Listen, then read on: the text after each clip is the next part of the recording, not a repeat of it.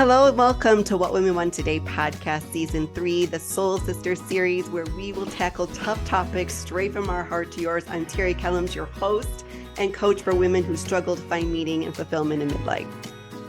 I am Amanda Keeper. I am your new regular contributor. I come straight from the Midwest, Rockford, Illinois. I'm a public speaking teacher and leadership development professor. I'm also a coach and clinical mental health counselor. I am so thrilled to be here, and let's get started. Let's do it. Hello and welcome to this week's episode of the What Women Want Today podcast. I'm your host, Terry Kellums. Hi, I'm Amanda Keeper, and I'm your co-host today.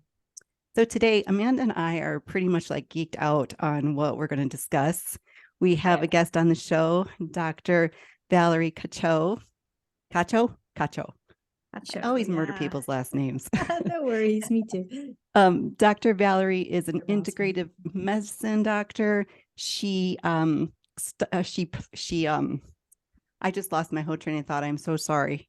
Dr. Valerie, why don't you tell us what you specialize in? Make it easy on both of us. No worries. Thank you, Terry and Amanda. Very happy to be here. So I'm an integrative sleep medicine doctor.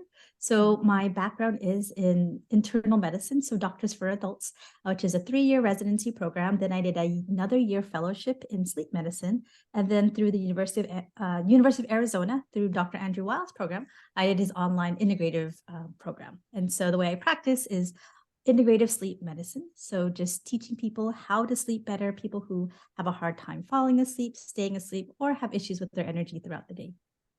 That's amazing. And Dr. Val, there's so many sleep-related disorders and questions. So let's try to hit as many as we can. As a career woman myself, I always like to ask professionals, like, what are you preoccupied with these days? What group are you really preoccupied with? Yeah. And, ladies who are, I'd say like myself, doctors heal thyself. I feel like a lot of doctors go into the field of medicine that calls them, but also maybe that they struggle with. Sure. So definitely throughout my years, I've struggled with different forms of sleep issues. When I was a medical student, I had a lot of insomnia. I was really anxious, and I, didn't really know how to control my emotions very well. I would stay up all night studying for exams, and then I really didn't know much about sleep health and performance, and fall asleep during my tests. So yeah, and I feel like almost that prepared me, because when you're in residency program, then you're working, this is before the work hour restrictions, 30-hour shifts. So then I had shift work disorder, and then I became a mom. And so, I was breastfeeding and, all that plays a role with sleep disruption. And then, believe it or not, I developed sleep apnea myself. So I feel like I've gone through the whole gamut of, different types of sleep conditions. But I think really what it is, and, being a woman, and just there's so much gender bias in life, but also in medicine, and specifically sleep medicine. Oftentimes women come in with probably signs and symptoms of sleep apnea. So that's people who have a hard time breathing because their tongue falls back. And guess what? The doctor, unbeknownst to them, because honestly, only about our medical school is about 2 hours of training in sleep.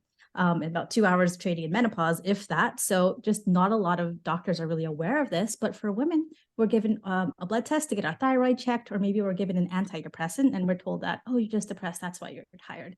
But right. We have tongues and mouths that can relax at night, and could just be a mask for sleep apnea. So it's really just helping women understand the science of sleep, helping them rule out any underlying sleep conditions, and really focusing on, I think, the stress aspect. Stress is so prevalent, but I think it's learning how to use stress as a tool, and then learning about how you can actually control your emotions. And so I really love teaching people how to sleep better, and different tools like mindfulness, self-compassion, because I think those things are super beneficial, and things that we really just didn't learn in school. I love that it comes from a very personal place. And it's so interesting to me that you are connecting emotions with sleep, because I just started training for emotional IQ today, emotional intelligence. Fantastic. And Terry and I were prepping for you being on the podcast today. And one of the things that we really want to talk to you about is what happens when a person can't sleep, and the next day we are a hot mess, or emotionally we are a hot mess. Yeah, it's like irrational, the tears come more easily. What's happening to us when that happens? You know what? I'm human too. Knowing everything I know about sleep, I know when I get a poor night's sleep, I'm a lot more snappy and yelling at my kids and having a hard time focusing at work. And, our brains and our bodies and our souls, we're meant to rest. Even computers have a sleep mode. And if we're just going too long, guess what? We're getting burned out. We're empty. Our batteries are like, on low power mode. And I think really that's how it comes out. In sleep fellowship, we were taught, if you don't get a good night of sleep, sometimes your mood is one of the first things to go, right? And you just don't have as much emotional, regulation without a good amount of sleep. And because you're tired, right? When you don't have those reserves, it's just a little thing can really sort of make you snap in so many words. So yeah, because part of what sleep is, right? There's different stages, right? If we go to the science of sleep, there's stage 1, stage 2, stage 3, and then REM sleep. So stage 3 is really important. It's deep sleep. I mean, all of them are important, but stage 3 is really important. So we have a poor night of sleep, especially if it's disrupted and we're anxious about something, we're worried about something, we may not be going into those deeper stages. The deep stage, stage 3, is really important because I like to think of it as when the trash collectors come out, or the lymphatic system. If you've heard talks about this, some sleep doctors, some researchers call it the shampoo that comes out. So throughout the day, we actually have toxins like soot that builds up in our brain. And when we go into the deeper stages of sleep, this is when the shampoo gets released. And so if we're not, right, if we're not getting good quality sleep, we have more toxins building up, and it just, our brains don't function as well. And so I think that certainly plays a big role into it. Yeah. So you're saying that sleep is actually like the cleaning agent of our brains. Yeah, deep sleep. Yeah. So if we're not getting enough deep sleep. Yeah. And there's Okay. also a core amount of sleep that we should get. So for adults, 7 to 9 is ideal. I definitely have a lot of people who can function at, 6 or greater, which is fantastic. I'd say less than 5, you're really shortchanging yourself from a lot of health reasons, even beyond your emotions. Your heart is also working a lot harder. Sometimes people have higher rates of high blood pressure when they're not getting enough sleep. I know a lot of patients that come and see me, and it's like, I really have to get my insomnia sorted out, because every time I only sleep a couple hours a night, I get really sick. And that just really, makes, for a bad week until they get better. So is there such a thing as being able to like catch up, quote unquote, catch up on sleep? And what do you think about naps? I'm curious what you think about both of those things. Definitely love naps. I'll go into that a little bit later. But the first question is can you catch up on sleep? And I think the answer is yes, but it depends. A lot of medicine, it depends, because you do have this core sleep, right? There's a minimum amount of charge that you need to have. You think of sleep as, your battery. About 5.5 hours is ideal. And we need a certain amount of REM sleep. So sometimes what happens if you're sleep deprived for whatever reason, you go on a trip, you're traveling a lot, you're, a parent of young kids, you have a big project at work and you're staying up, you can make up for some of that poor sleep. Sometimes what it comes out to, if you're taking a nap, you go into a dream state right away. You go into REM. We can dream through our other stages of sleep, but REM is when we have our most vivid dreams. So if you are, either going to sleep at night or taking a nap and you're instantly dreaming, typically it takes over an hour to go into REM. That may be a sign that you are sleep deprived. On a whole, though, it's best to be consistent. We are creatures of habit. So some amount of sleep loss is probably okay, but chronically, if you're going, probably weeks, months, years without an adequate amount of sleep, then we see people who have issues with their heart, right? Higher blood pressures, as I mentioned, higher risk for even dementia, right? Because, a lot of us are worried about our memory, especially as we get older.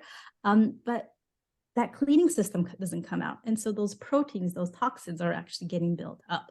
So you can make up for some amount of sleep loss. But I think it's better to take a look at your life as a whole, because if you can actually get a good amount of quality sleep. And one of my things to always encourage people is, how much sleep do you need to feel good, right? Yeah. So are you more of a 7-hour, 6.5 person, and you can go and do all the things you need to do without, having extra cups of coffee in the afternoon or needing the nap? And that's probably fine. I personally am more of like an 8.5 hour. If I can get 7, I can function, but my brain works a little bit slower. It's like I got to read that email maybe a couple times, or sometimes I got to use a spell checker a little bit more carefully because when you're not getting enough sleep, your brain just doesn't work as efficiently. So it's like, is it worthwhile to stay up an hour later when if you just get maybe an hour more of sleep, you can do your tasks faster, right? You can be more present during your meetings. You can be more present with your kids. And isn't that more worthwhile?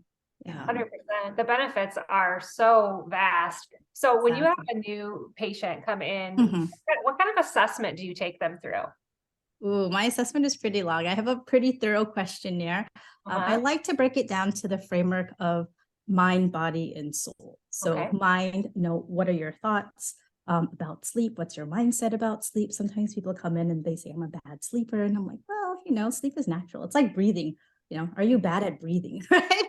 Or are you bad at, are you bad at drinking water? I mean, actually, some people don't drink enough water, but it's like, it's thought that they have. So, and also taking a look if they have any anxiety, depression, or PTSD, or any past traumas, right? That happened maybe during sleep. So taking a look at, their thoughts around sleep. Yeah, let me just interrupt some here. When I had like 10 years of insomnia when I was going through many perimenopause, and it got to the point where the bedroom I felt like was the enemy. Like when the end of the evening would come and I knew it was going to be time to go and lay in that bed, I started feeling so anxious and so much dread of just walking in that bedroom and trying to get a good night's sleep. It was horrible. So I do agree with you that, I probably talked myself into some of my nights of no sleep by my attitude as I'm walking, actually into the bedroom to get a good night's sleep. So no, I love that. So what are your thoughts around sleep is first? And then that's your programming, right? If you think sleep is your enemy, I've had someone say that sleep is my enemy. One day it's going to kill me. And I'm like, oh man, let's take a look at that. Let's dissect that, because if you really believe that, then that's your truth. That's your reality. Yeah. So taking a look at their mindset, and then body. Being a medical sleep doctor, I'm definitely going to rule out obstructive sleep apnea. I'm going to rule out things like restless leg syndrome, any abnormal movements at night, leg kicking. Those are, some of them are more common in women, especially like restless leg syndrome in and around pregnancy. And then other things too, medications that someone's taking, as we're getting older, we have, other health issues. So maybe we're on medications for diabetes. Maybe that's making us urinate at night, or maybe we're on medications for our blood pressure that can interact with our sleep and our energy levels. So taking a look at that. Sometimes we have pain that can wake us up at night. And sometimes it's really just taking a lot of these things in sort of the holistic viewpoint, because it's not just one thing. I mean, if it was one thing, then, probably make my job easier, especially if it's just sleep apnea, because that's really straightforward. We can, diagnose it with a home sleep apnea test and put someone on treatment. And, if all goes well, they do well. But right, sometimes it's more than that. It's the mind, it's what's going on in their body, and then the soul part. As we're getting older, sometimes women are in the same careers for the past 20, 30 years of their life, and they're looking on to retirement, or maybe looking on to start another business, or maybe just looking on to, what else is out there and available for me. And sometimes that can keep us up at night because we don't feel as fulfilled, or maybe we think like, wow, this is it. And so those are just really, really important things to take a look at when someone comes in. Because I really just think that if I just focused on their snoring, and then, they had insomnia because they didn't like their bedroom. They weren't comfortable there. Maybe they had a traumatic experience as a childhood. No matter what mask I give them or what pressure settings I have for their sleep apnea, it's not going to be a good fit. So, I love this. So just a background on me, I'm also a clinical mental health counselor. So everything you're talking about, I'm like, oh, this is so aligned. Everything that you're talking about is aligned with what I care about as well. So you are really, your eye is on holistic treatments. You talk to us a little bit about what are some of your like evidence-based, most your toolbox that you love to teach people about for holistic treatments. Yeah, great question. And I think I need to go back to Terry's question about napping. So I'll answer that before I forget. I love napping because it's free. And I think a lot of the tools that I use to help someone sleep, I also like to recommend really free tools. If you're needing to nap, and, I go back and forth with this because technically, if you're an adult, you don't need to nap after kindergarten, but sometimes, life happens And I'm a big proponent of napping because I'm also really sensitive to caffeine. And I think a lot of people don't realize how much caffeine can play a role in their sleep quality. Either it's falling asleep or staying asleep. It does last maybe about 4 to 6 hours after that half of the caffeine is gone. But for some people, it can last 10 plus hours, even the whole day, depending on how much caffeine they take, and then also the formulation. So if you have the opportunity to take a quick nap during your lunch break or early afternoon, it can be really beneficial. Even like a 10-minute nap has been shown to be beneficial, and it doesn't have those lingering side effects as, you know, if you would drink caffeine. The thing about naps is you want to do it earlier in the day, so somewhere before 2 to 3 p.m. If you do it after work, if you're going home at 5 or 6, falling asleep on the couch before dinner for half an hour, we worry about that because that can affect your ability to fall asleep at night. Because as the day goes along, you're actually building up the sleep pressure to make you tired. And so if you're relieving that pressure a little bit too late in the afternoon or evening, that can keep you from falling asleep. And then it's almost like you're playing catch up. Yeah. If you're staying up later and then, you know, having a hard time waking up because you slept later. Yeah. So that's one thing. What you do during the daytime can really impact your ability to sleep at night. So I always like to talk about lifestyle. So lifestyle things I think about is what are you eating? How much caffeine and alcohol are you intaking? The quality of food that you eat is also really important in terms of, I like to think of what's good for your heart and what's good for your brain is also good for your sleep. And so some of the best, you know, diets are such a controversial topic these days, and it's sort of funny because it's just food, but we make things really complex. But when you take a look at what foods best support our sleep, plants, high fiber, avoiding too much processed food and avoiding too much saturated fats. They've actually done studies, I don't know where the whole milk and cookies thing before your sleep came up, but actually milk has some sleep promoting properties. The cookies, not so much, because you want to avoid things with that are processed, but also high sugars, because that can wake you up at night. So more fiber is good, helps you be full, and also avoiding saturated fat. So if you do get the munchies at night, try to avoid the drive-through, maybe have some cucumbers, some carrots, and some hummus that helps sort of hold you over. Yeah, so high fiber foods can keep you asleep. And then if you have a hard time falling asleep, I would say like within the hour before, maybe 2 hours before, take a look at where your mind is. Meaning, when you go to sleep, I like to think of that just like exercising. I like to use a lot of analogies when I speak. So if you're a person that goes to the gym and lifts weights, are you going to go and start bench pressing the heaviest weight right when you get there? Or are you going to have a warm up, right? You're going to hop on the treadmill, maybe do some jumping jacks, get your blood flowing, get your muscles warm. Because, when you are lifting those heavier weights, then it'll be easier, right? You're already warm up. Or let's say if you're going to go have a nice dinner and you start off with, steak and potatoes, or do you have like your moose-bouche, right? Do you have a little bit of soup, you have a salad, and then you like work your way into it. I feel like the way our society is, it's always on the go. And I think high achieving, busy moms or working professionals, we go from one task to the next, right? Like our Google Calendar or, iCal, whatever we use is just sort of like booked out.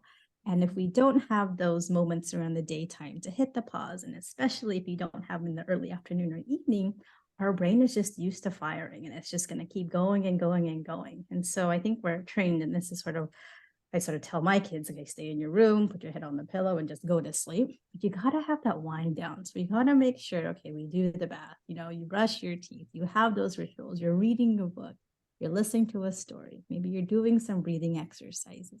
So you have that wind down routine. So there's clear boundaries between this is my work and home life, and this is me getting ready for sleep. I really encourage my patients to use that last hour of the day just for yourself, right? Just to relax, just to do something that brings you more joy and peace. And ideally, it's not extra emails. Yeah, exactly. Last minute emails at work. Yeah.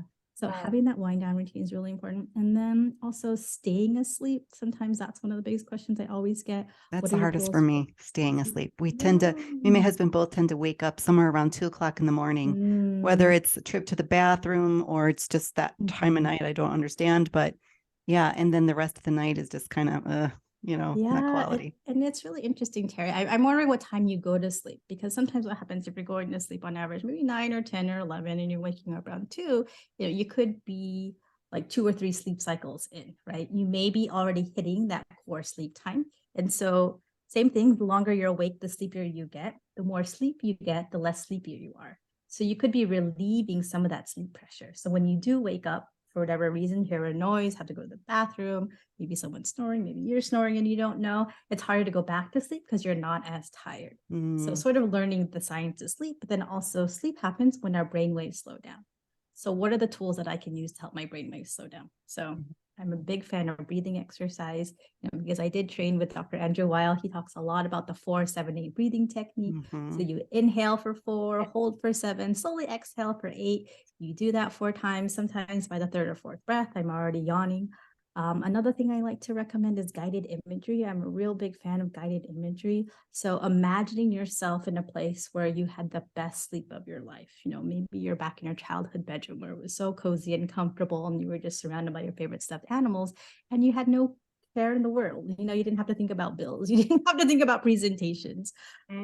Or maybe there was a really nice vacation that you went on. And so when you have that place in your mind, then you bring in your 5 senses. Because a lot of us, what happens in the middle of the night, we wake up, then we start to have these automatic negative thoughts, these self-judgments. Why am I awake? It's dark. Oh, shoot, it's only 2. Why did I get up so early?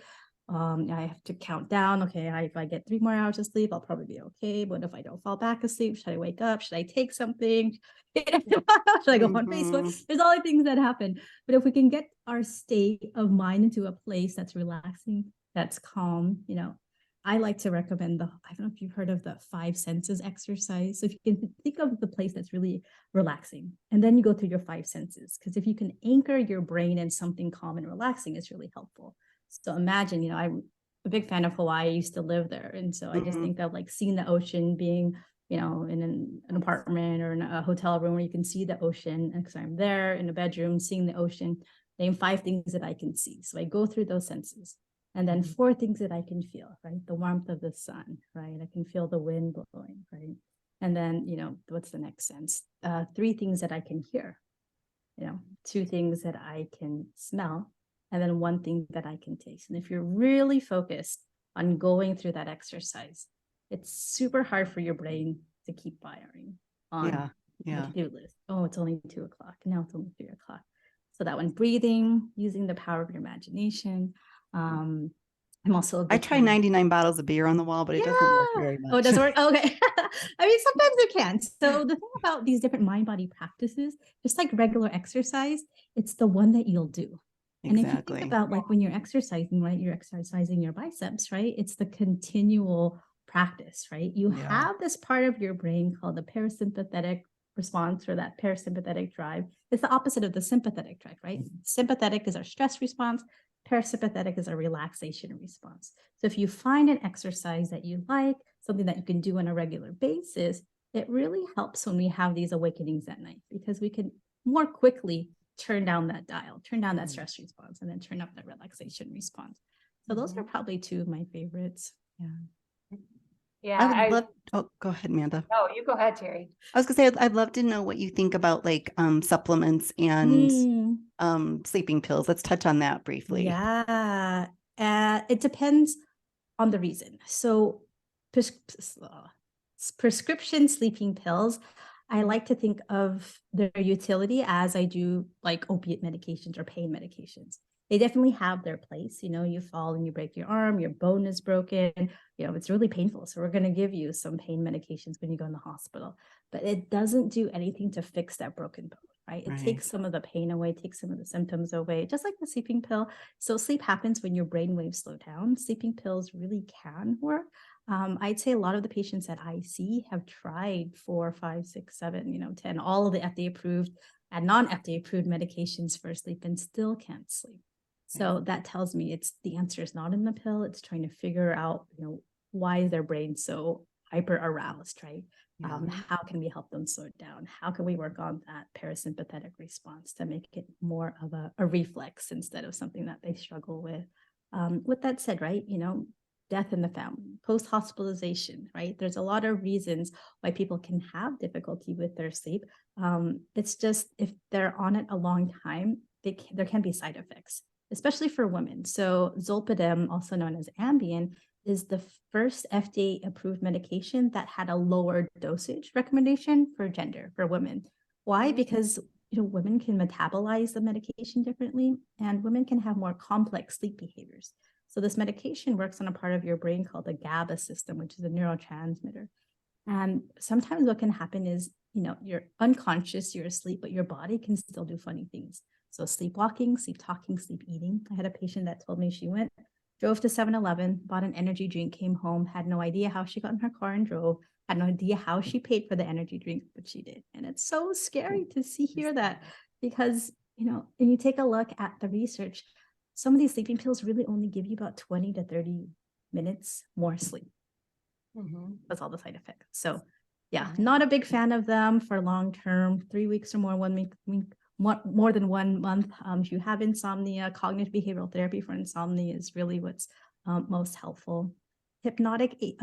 Supplements, so things like magnesium can be really beneficial, especially if you have an underlying restless leg syndrome, or if you have some muscle pain, like athletes, it can be helpful. Which form of magnesium is that?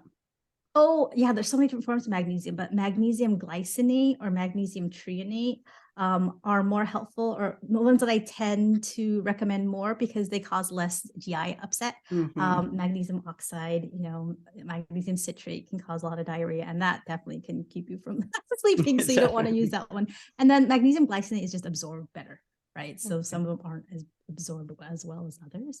I'm a big fan of chamomile. There's a lot of research done more in Europe. German chamomile, I think, can be really beneficial for people who have anxiety. There's actually a really good study where they took salivary cortisol in people who had general anxiety disorder, and their morning cortisol levels were a little bit lower after taking some chamomile, which is really interesting, right? So some of our natural plants can help slow down our brain waves. So chamomile. Specifically German chamomile? Well, I don't think that study was in Germany, but I actually had a patient who's German recently, and there's German chamomile.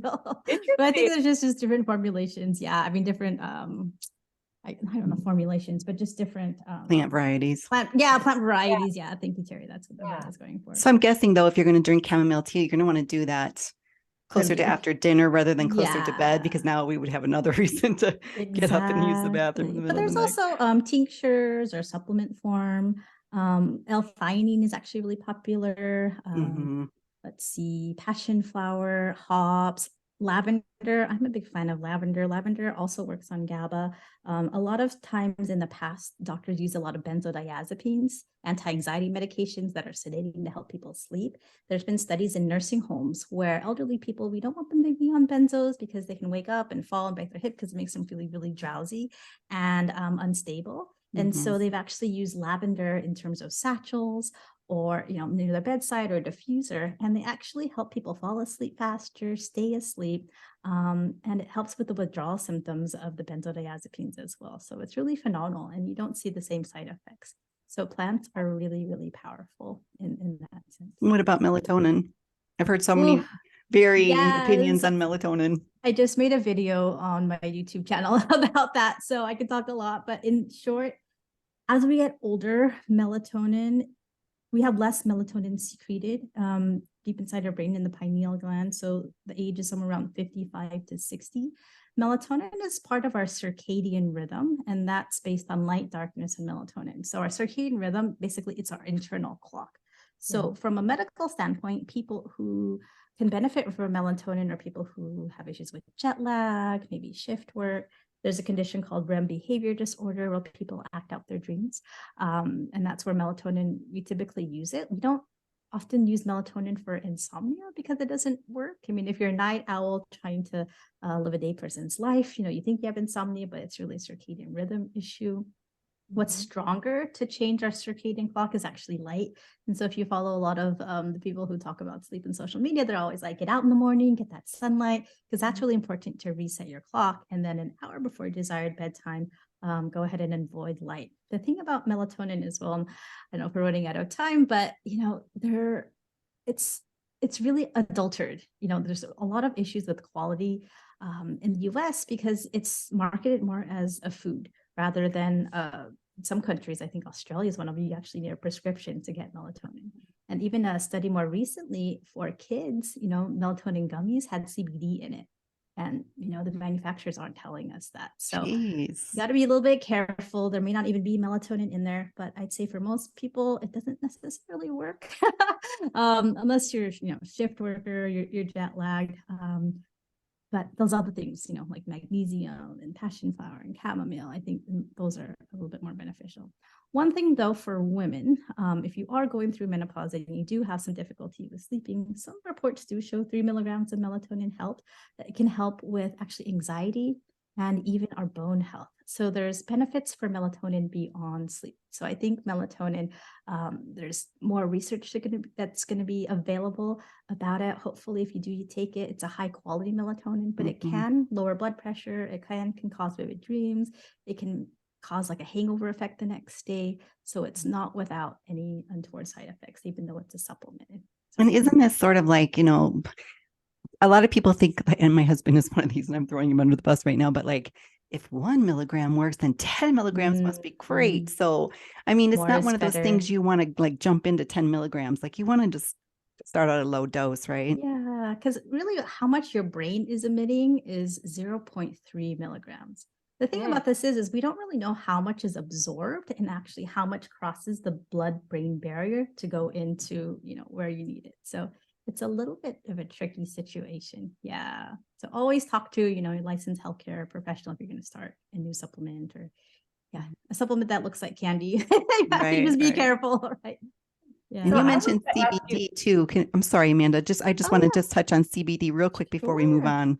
Did you think CBD was one of the ones that could be helpful? You mentioned that. Yeah, definitely. I mean, I think plants can be helpful in the right person. CBD as opposed to THC can have more of the psychoactive components. We actually have built within us this whole endocannabinoid system. So we have receptors for cannabis. And if it helps you relax, good. Typically, I've seen some older patients who use it because they have underlying neurologic conditions and they've tried all the sleeping pills and it didn't help. The thing with cannabis or CBD also, if you're on the same strength for a while, you need to either take a drug holiday or lower the dose and then slowly increase it again.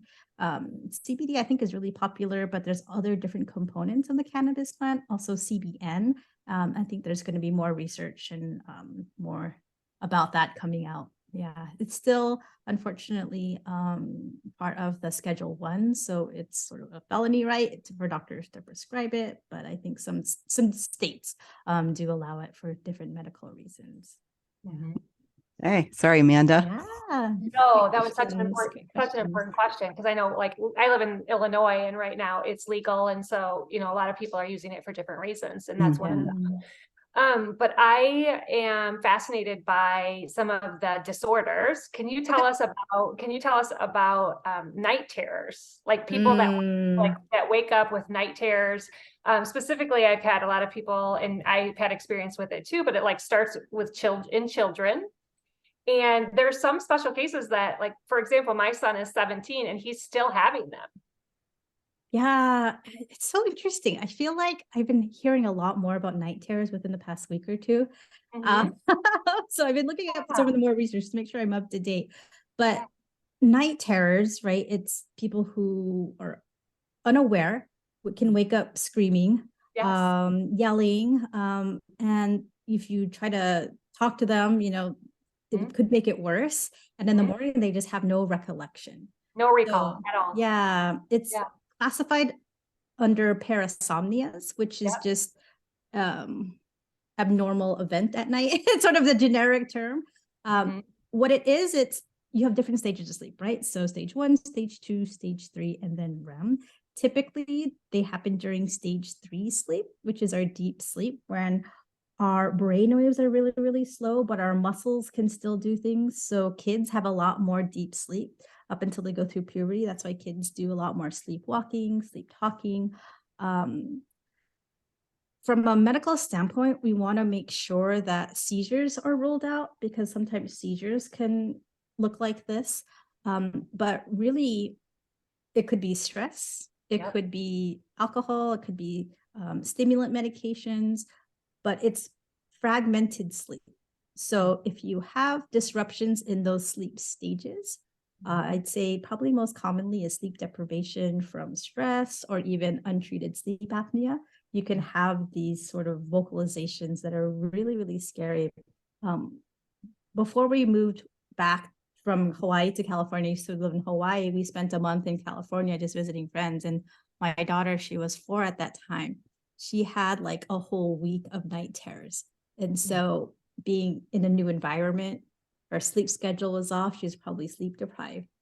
And it was funny because I didn't even realize what was going on the first 2 nights. She would just wake up, start screaming. We tried to bring her to the bathroom or and she just like had no idea. Eventually she would go back to sleep. So making sure that someone is safe if someone in your household does this, making sure that you're getting enough sleep, you're controlling your stress. I've seen some other sleep doctors recommend neurofeedback or biofeedback as a way to sort of control your stress levels. And sometimes medication can be helpful for the right population, but it's always like, make sure there's not an underlying condition like obstructive sleep apnea or seizures, or it could be induced by some medications actually that can disrupt your sleep. Yeah, good question. But it's really scary for someone who doesn't know what's happening. Another thing too is if everything's been rolled out, sometimes for kids or even for adults, if it happens in and around the same time, typically it's in the first half of the night, you can set an alarm to sort of like wake you up to reset the clock. So it keeps you from going into that deep stage of sleep. Yeah.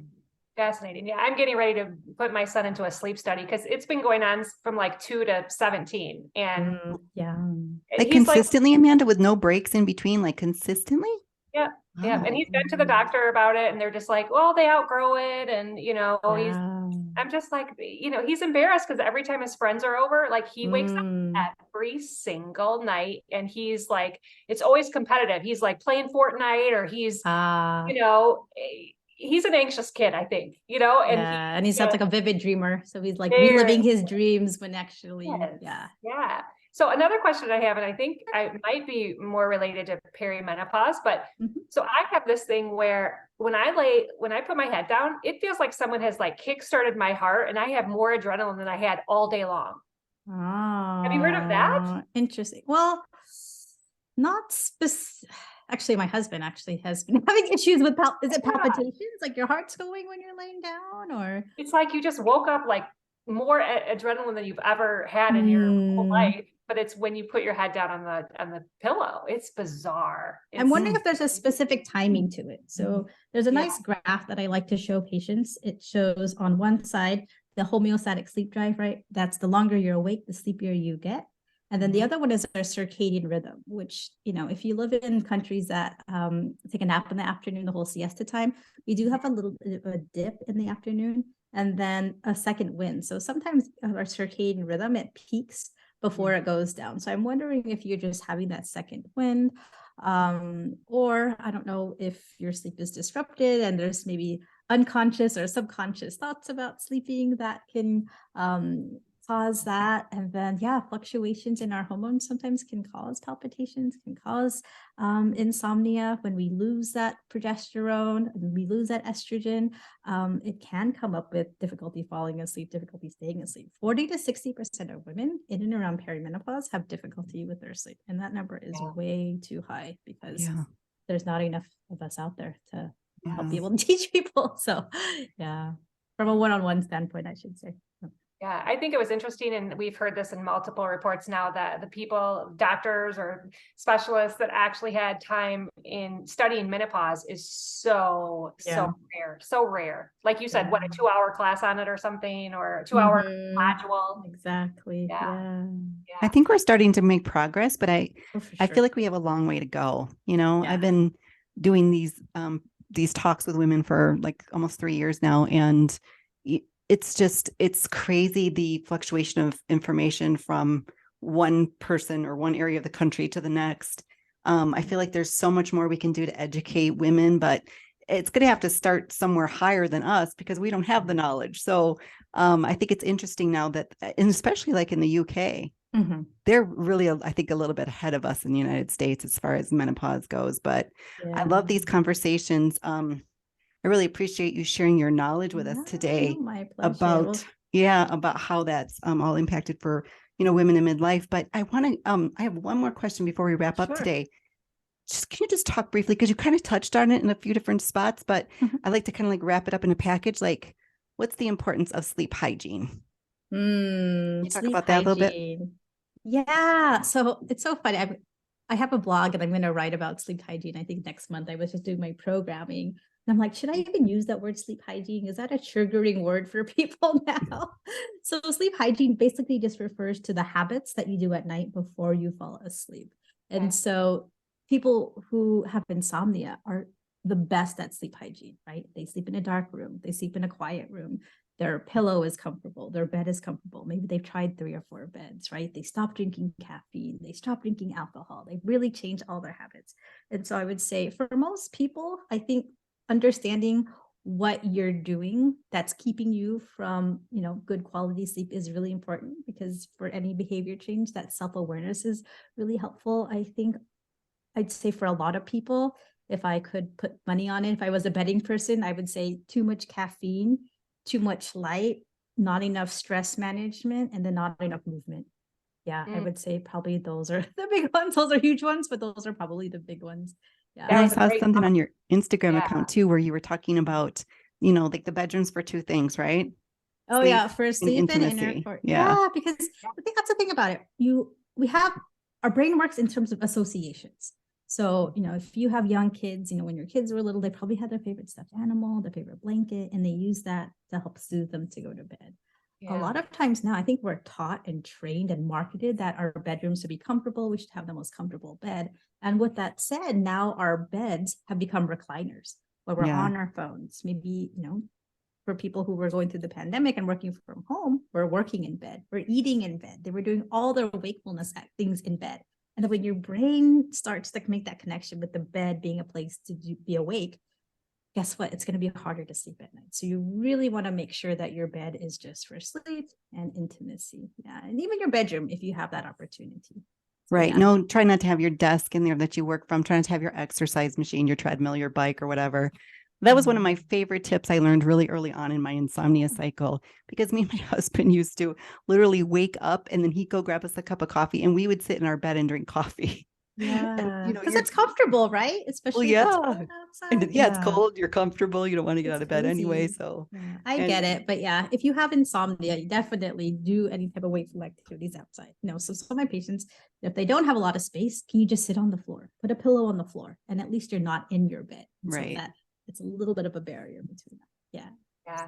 Dr. Val, this was so packed full of just nothing but great tools, tips, information, education. Like I can tell, like you're an educator by heart. So thank you so much for sharing all that with us. And if we wanted to find you, where are your platforms? Where can our audience members find you? Well, thank you, Amanda and Terry, for having this platform for folks like myself to talk about, the importance of sleep health. So my platforms, I do have an Instagram. It's Sleephoria. So the word sleep and HORA, like euphoria and sleep smushed together. So I'd say active on Instagram, also YouTube. I have a YouTube channel where twice a month, I have mini webinars about different topics. The latest one I did was all about melatonin. I'm starting a new series there that's called Sleep Basics, where I just talk about really quick, 5 minutes or less, just sleep science, little tidbits. So yeah, I'd say my Instagram, my YouTube channel, and then my website, sleephoria.com, where you can learn more about this information. And then I have blogs that I write about as well. So and we'll put all of that information, so much, ladies. Yeah. So we have one final question that we always wrap up with, because Terry and I, we call each other soul sisters, and we are doing the Soul Sister series. So we like to ask all of our guests. I know that female friendships are very important in your life too. What are the qualities of a soul sister in your life? Ooh, what are the qualities of a soul sister? When I think of that, I think of, my group of girlfriends. We don't see each other frequently anymore, but when we do, we share good food, we share good laughs, and we just have a joyful time. Yeah. So I think it's just like people that like make you smile till your cheeks hurt. I think that's a good soul sister. I love it. I love it. Yes. If she makes you smile until your cheeks hurt, she's a soul sister. There you go. All right, Awesome. everybody. Thank you so much for being here with My us today, taking time out of pleasure. your busy schedule. Thank Until you. next week, everybody, please remember to take good care of you. Bye-bye. Well, that's a wrap for this week. Thank you so much for joining us. We're so glad to be here with you. And just remember, we're here to serve. Reach out, connect with us on social media platforms, and dig in deeper. Yes, all those links will be in the podcast show notes. So join us. We can't wait to continue the conversation with you over there. Until next time, everybody, take care.